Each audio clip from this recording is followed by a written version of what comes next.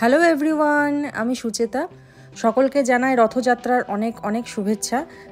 আজকে রথ, আমাদের দেশের সবাই মোটামুটি আজকের দিনটা নিজেদের মতন করে ব্যস্তই থাকে।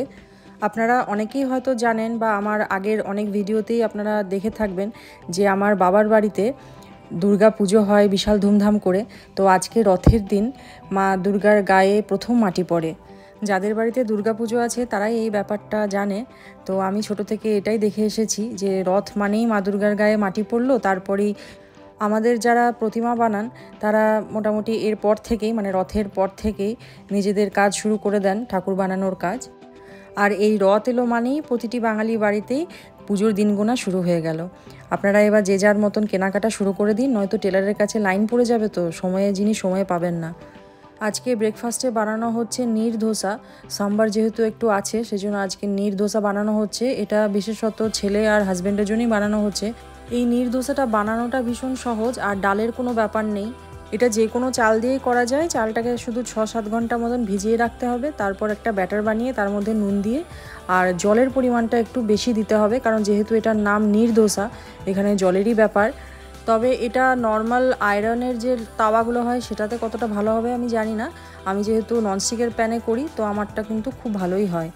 ওরা বাবা আর ছেলে সাম্বার দিয়ে খাবে, আর আমি একটা নিরামিষ তরকারি বানিয়েছি সেটা দিয়ে খাবো, কারণ রথের দিন আমি একটু নিরামিষ খাওয়ার চেষ্টা করি। ভাত রুটির কোনো ব্যাপার নেই, যেখানে যেমন পাই সেটাই খাই, কিন্তু নিরামিষ খাই, মানে পেঁয়াজ রসুন মাছ মাংস ডিমটা আমি রথের দিনটা অ্যাভয়েড করি।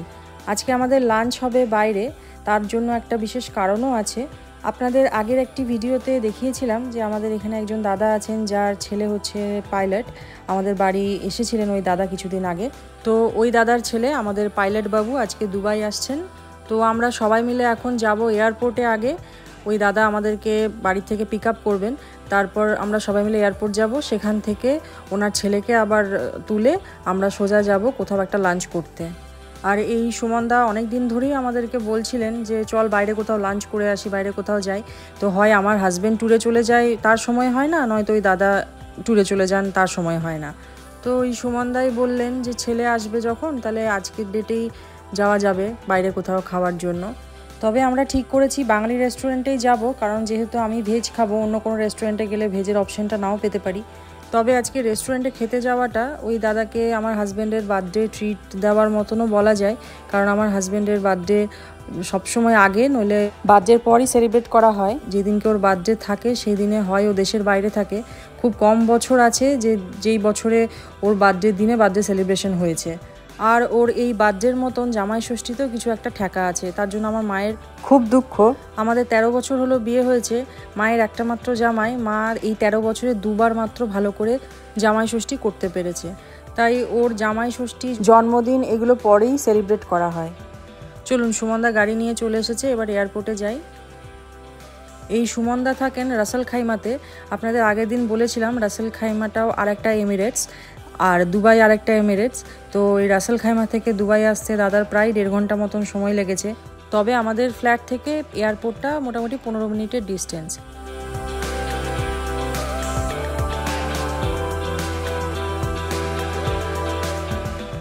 এই ফ্লাইটগুলোকে যত দেখছি মনে হচ্ছে এক্ষুনি একটাকে নিয়ে উড়ে চলে যায় নিজের দেশে।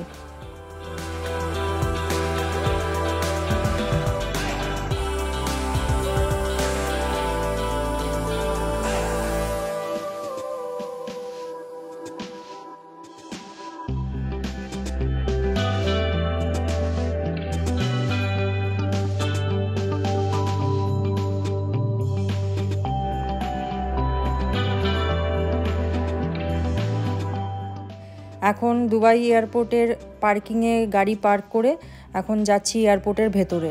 এই দুবাই এয়ারপোর্টে একটা সুবিধে আছে, সেটা হচ্ছে এয়ারপোর্টের বেশ অনেকটা ভেতর অবধি কিন্তু যাওয়া যায়। এই দুবাই এয়ারপোর্টে যখন কেউ ট্রাভেল করে সেক্ষেত্রে যেখানে চেক ইন লাগেজ কাউন্টার আছে সেই অবধি তাদের রিলেটিভরা কিন্তু মোটামুটি যেতে পারে। আর কাউকে রিসিভ করতে গেলেও এয়ারপোর্টের মোটামুটি বেশ কিছুটা ভেতর অবধি কিন্তু যাওয়াই যায়। এই যে এয়ারপোর্টের ভেতরে একটা সাইবার ট্রাক দেখতে পাওয়া গেছে। এই ধরনের গাড়িগুলো আমরা সচরাচর খুব একটা দেখতে পাই না, তবে দুবাইতে কিছু সুন্দর সুন্দর গাড়ি দেখতে পাওয়া যায়। মানে যে গাড়িগুলো আমরা ছোটোবেলায় মেলায় হয়তো খেলনা হিসেবে দেখতে পেতাম, সেই গাড়িগুলো এখানে ঘুরে বেড়ায়, এত ভালো লাগে দেখতে। ফ্লাইট এখনও ল্যান্ড করতে 20 মিনিট দেরি। আমি না হয় ভিডিও করে এদিক সেদিক সময় কাটিয়ে দেব, কিন্তু ওদের তিনজনে তো সময় কাটছে না। তাই ঠিক হলো সবাই মিলে একটু কফি খাওয়া যাক। স্টারবাক্সে ঢুকেছি, ছেলে নিয়েছে একটা ম্যাঙ্গো জুস আর আমরা নিয়েছি 3টে ক্যাপুচিনো। চলুন আজকে এই ফাঁকে একটা কমেন্ট শেয়ার করি। কমেন্টটা করেছেন, আমি তার নাম জানি না, তো উনি লিখেছেন, আমি আর আমার ছেলে দুজনে মিলে খুব এনজয় করলাম পুরো video. Thank you so much. আর আপনার ছেলেকে অনেক অনেক ভালোবাসা আমার তরফ থেকে।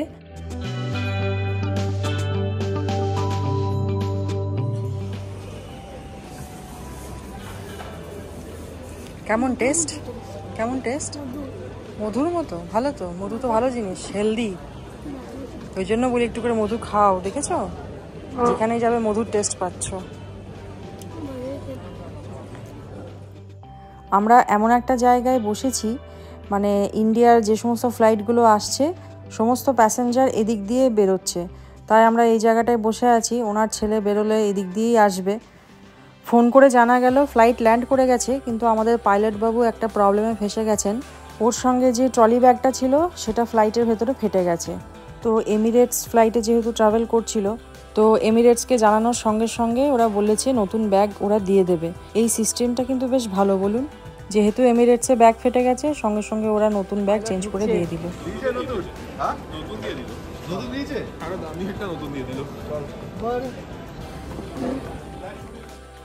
চলুন, আমাদের পাইলট বাবু চলে এসেছেন। এবার যাই আমরা লাঞ্চ করতে কোনো একটা বাঙালি রেস্টুরেন্টে। আমাদের এই পাইলট বাবুকে ভালো করে চিনে রাখুন। বলা যায় না, কোনো দিন হয়তো ফ্লাইটে ট্রাভেল করছেন আর এই পাইলট বাবুই হয়তো আপনার ফ্লাইটটা চালাচ্ছেন। সবাই যেরকম ডাক্তারবাবু, উকিলবাবু, মাস্টারমশাই বলেন, আমি সেরকম একে পাইলট বাবু বলে ডাকছি। একেবারে মাছে ভাতে বাঙালি বাড়ির ছেলে পাইলট হয়েছে, তাই বাঙালি বাবুর মতন পাইলট বাবু নামটাই কিন্তু ওর সঙ্গে খুব ভালো যাচ্ছে।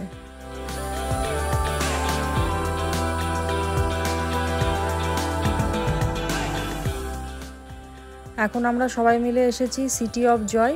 এই রেস্টুরেন্টে আগেও আমরা একবার এসে খেয়ে গেছিলাম, তার ভিডিও আপনাদের সঙ্গে শেয়ার করেছি। আর মাঝে মধ্যেই অনলাইনে এখান থেকে আমরা বিরিয়ানিও অর্ডার করেছি অনেকবার। এখানকার খাবার কিন্তু খুব ভালো, সেই জন্য এখানেই আবার আসা। এই সুমনদা এখানে কয়েকবারই এসেছেন, কিন্তু আমাদের এবারে সেকেন্ড টাইম। আজকে রবিবার বলে কিন্তু বেশ ভিড়ও রয়েছে। সবাই আপন আপন মেনু দেখছে, কে কী খাবে সেটা ডিসাইড করছে। আমি তো বলেই দিয়েছি আগে আমি ভেজ খাবো।